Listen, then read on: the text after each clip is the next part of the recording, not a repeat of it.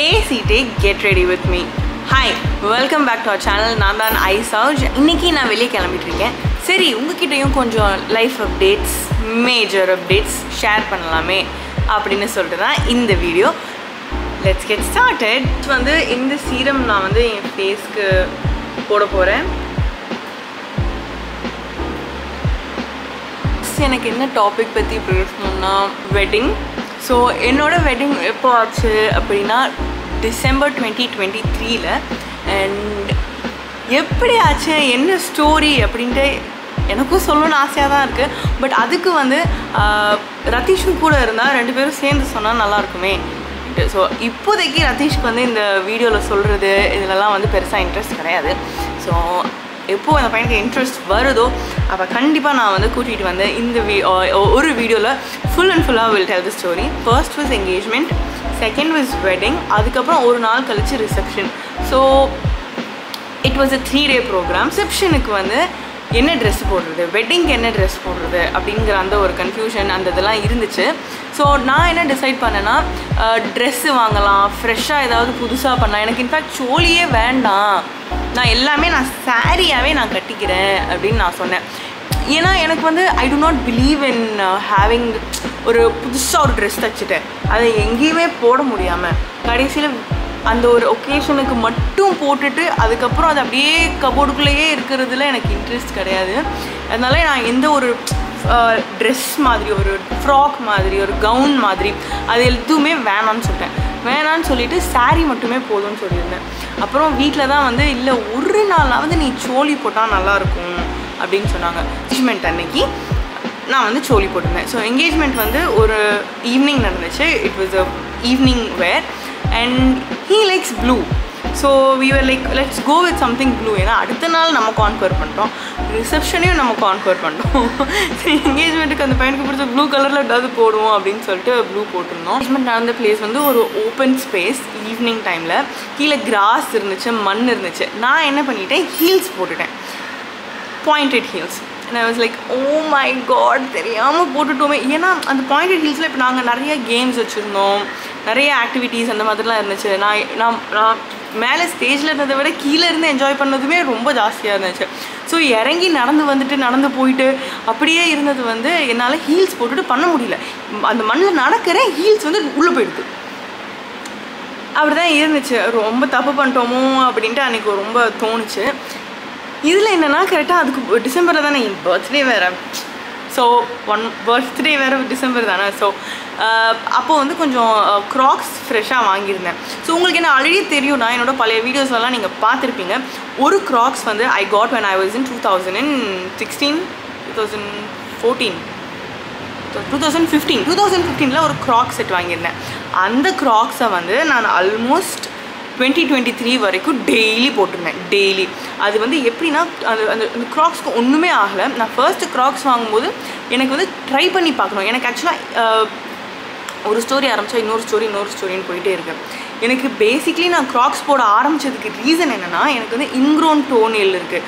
So school படிக்கும் போதே வந்து ஷூ போட முடியாது. அதில் வந்து நம்ம இது போடுற மாதிரி இருக்கும், ஷூ போட முடியாது, ஷூ போடக்கூடாதுன்னு டாக்டர்கிட்ட வந்து லெட்டர்லாம் வாங்கிட்டு வந்து ஸ்கூல்லலாம் சப்மிட் பண்ணிவிட்டு செப்பல் தான் போட்டுட்ருப்பேன், ஏன்னா குத்தும் அப்படின்ட்டு.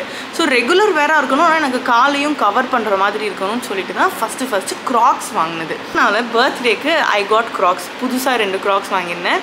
அண்ட் அதை வந்து போடலாமே.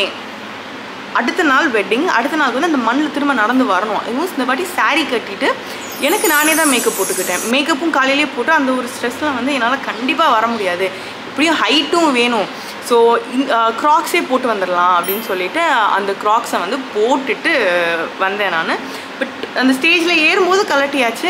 அதுக்கப்புறம் அந்த ஃபார்மாலிட்டிஸ் எல்லாம் முடிஞ்சதுக்கப்புறம் திரும்ப வந்து மாட்டிக்கிட்டேன் நான். ஸோ அதுக்கப்புறம் நாங்கள் பீச்சுக்கு வேறு போனோம். நான் ஹீல்ஸ் போட்டிருந்தேன்னா என்னத்துக்காக, ஏன்னா அங்கேருந்து பக்கத்து பீச் ரெசார்ட் தான் இது, அங்கே கல்யாணம் நடந்துச்சு. ஸோ அதுக்கப்புறம் பீச்சில் போய் ஃபோட்டோ ஷூட்டும் பண்ணோம். ஸோ ரொம்ப தேங்க்ஃபுல்லாக இருந்துச்சு. நல்ல வேலை நம்ம இன்றைக்கி ஹீல்ஸ் போடல, நம்ம இன்றைக்கி க்ராக்ஸ் தான் போட்டிருக்கோம் அப்படின்ட்டு. நிறைய பேர் கேட்டிருந்தாங்க நீங்கள் ஏன் ஃப்ளாட்ஸ் போடல அப்படின்ட்டு. ஸோ எனக்கு வந்து ஃப்ளாட்ஸ் போடணும்னு தோணலை, பிகாஸ் எனக்கு கொஞ்சம் ஹைட்டாக எனக்கு காமிச்சிக்கணும்னு இருந்துச்சு. அந்த பையன் ரொம்ப ஹைட்டு, நான் ரொம்ப குள்ளலாம் கிடையாது, நான் ஓரளவுக்கு குட்டி. என் தங்கச்சி விட நான் குட்டி தான். ஸோ கொஞ்சம் நான் என் தங்கச்சியை விட குட்டி, ஆனால் அவள் ஹீல்ஸ் போட்டிருந்தா, பெரிய பெரிய ஹீல்ஸ். அதை எப்படி விடுறது? ஸோ அதனால நானும் ஹீல்ஸ் போட்டுக்கிறேன். ஐ திங்க் என் ஸ்கின் வந்து மாய்ஸ்சரைசரை நல்லா அப்சர்வ் பண்ணுற வரைக்கும் வெயிட் பண்ணுறது இஸ் அ குட் திங். இல்லைனா என் ஸ்கின் வந்து ரொம்ப ஸ்வெட் ஆக ஆரம்பிச்சிடும். ஸோ என்ன ப்ராசஸ் பண்ணாலும் எனக்கு வந்து அது போட்டுட்டு கொஞ்ச நேரம் வெயிட் பண்ணிவிட்டு அடுத்தது போடுறது வந்து எனக்கு கண்டிப்பாக செட் ஆகும். ஸோ இது கொஞ்சம் இவ்வளோ கசங்கி இருக்காது. It's suppose to be a nice packaging, but நான் தெரியாமல் கசக்கிட்டேன்.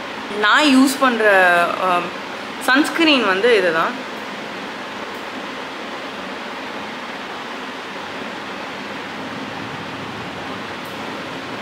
இதெல்லாம் போட்டால் கொஞ்சம் ஸ்கின் கொஞ்சம் ஹெவியாக ஃபீல் பண்ணாது, லைட்டாக தான் இருக்கும்.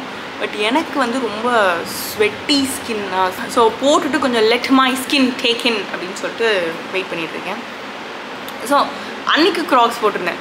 அதுக்கு அடுத்து வந்து ரிசப்ஷன். நாங்கள் ரிசப்ஷனில் தான் வந்து ஆல்மோஸ்ட் எல்லோரையும் இன்வைட் பண்ணியிருந்தோம். ரிசப்ஷனுக்கு வந்து we invited a lot of people, like my entire family, அம்மாவோட கலீக்ஸ், 2 அம்மாஸோட கலீக்ஸ், 2 அப்பாஸோட கலீக்ஸ், எங்களோட கலீக்ஸ் எல்லாரையுமே நாங்கள் ரிசப்ஷனுக்கு தான் இன்வைட் பண்ணியிருந்தோம்.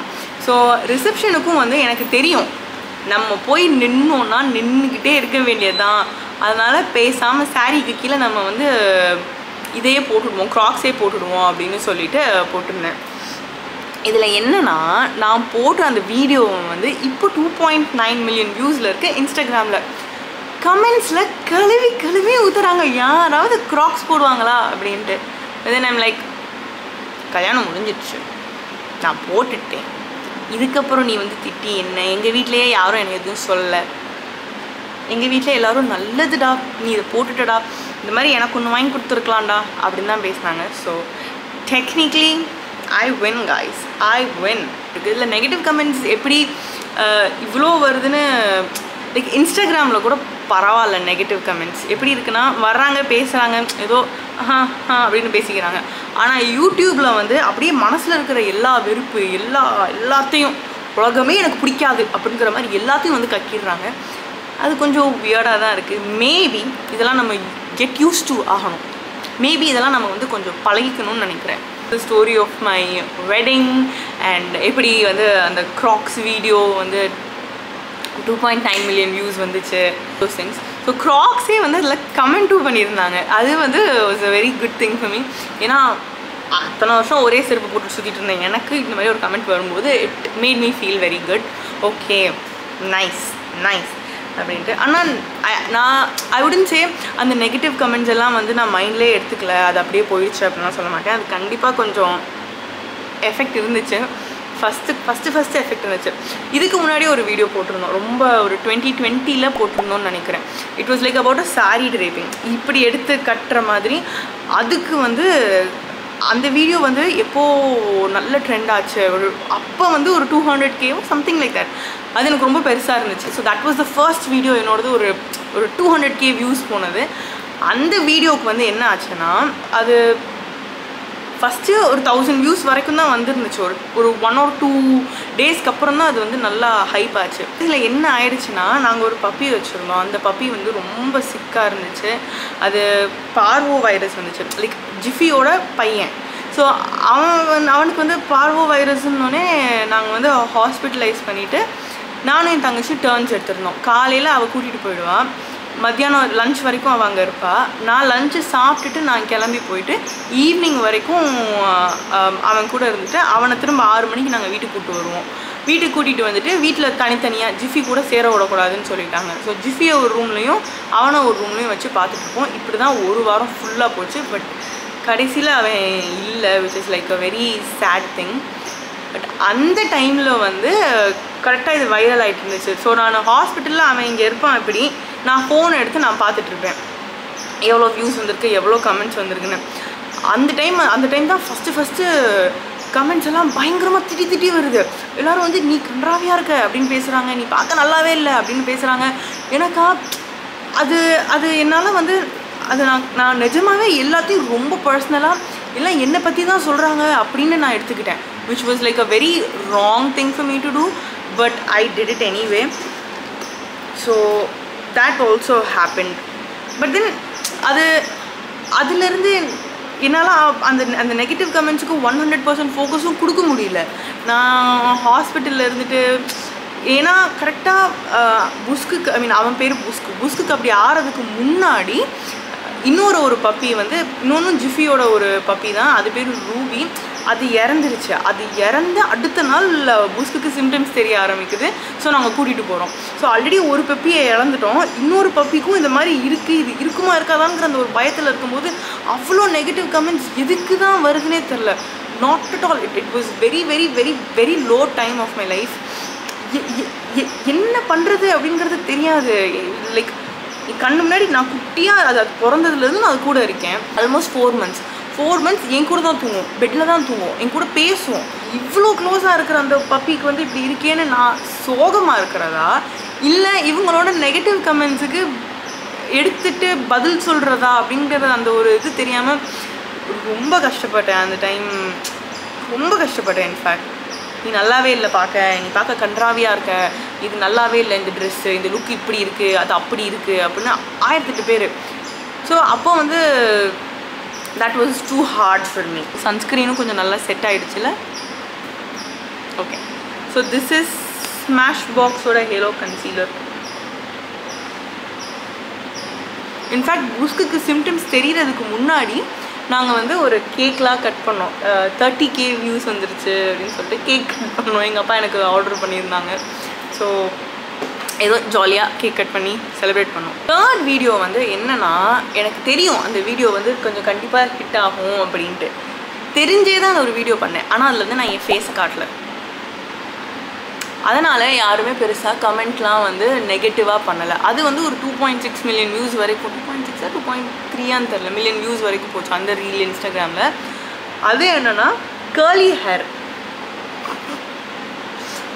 ஹேர் வந்து who dot U to love your frizzy hair அப்படின்னு சொல்லிட்டு கஜோல், ஷாலினி, ஜோதிகா இவங்களோட பழைய படத்தில் இருக்கிற அந்த கொஞ்சம் இதெல்லாம் எடுத்து நான் போட்டிருந்தேன்னா, ஸோ அது எனக்கு அந்த வீடியோ எடிட் பண்ணும்போதே வந்து எனக்கு தோணுச்சு, இந்த மாதிரி யாருமே இதை வரைக்கும் போட்டதில்லையே, இது கண்டிப்பாக கொஞ்சம் போகும் அப்படின்னு நினைக்கிறேன் அப்படின்னு நினச்சி தான் நான் போட்டேனே. ஆனால் அதில் நான் என் ஃபேஸே காட்டல. ஸோ பெருசாக நெகட்டிவ் கமெண்ட்ஸ்லாம் வரல.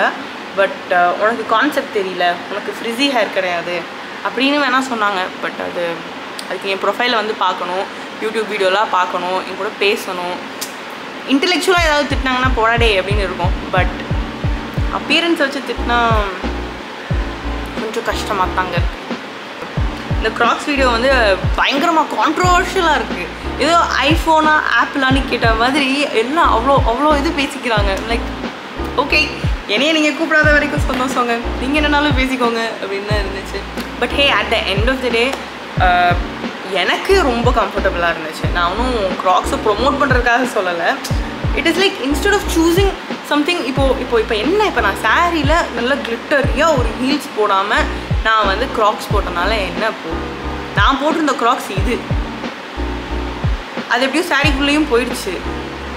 So I really don't understand because I chose that. எனக்கு வந்து ஒரு கிரேஸ் எலிமெண்ட் இருக்கணும், சவுஜ் மாதிரி இருக்கணும், மற்ற லைக் நார்மல் பிரைடல் லுக்காக இருந்தாலும் something crazy should be there and something comfortable should be there அப்படின்னு நான் ரொம்ப தாட்ஸ் போட்டு தான் I did that and I am very much happy about it. My eyeshadow palette.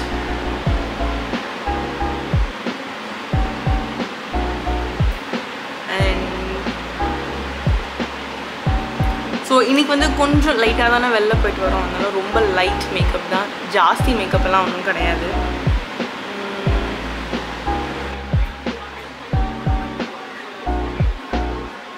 So next only eyeliner and lipstick, அதோட போகும் my eyeliner.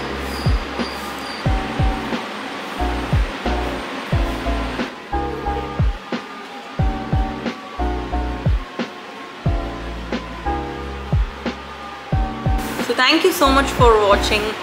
இந்த video உங்களுக்கு பிடிச்சிருக்குன்னு நினைக்கிறேன். இந்த மாதிரி அடுத்து இன்னும் சீரீஸ் பண்ணலாம்னு இருக்கேன். ஸோ எதை பற்றிலாம் பேசலாம் நீங்கள் நினைக்கிறீங்கிறத எனக்கு நீங்கள் கமெண்ட் செக்ஷனில் சொன்னீங்கன்னா கண்டிப்பாக அதை பற்றி நம்ம பேசலாம். And thank you so much for வாட்சிங். அடுத்தடுத்த வீடியோஸில் பார்த்துட்டே இருக்கலாம். பாய்.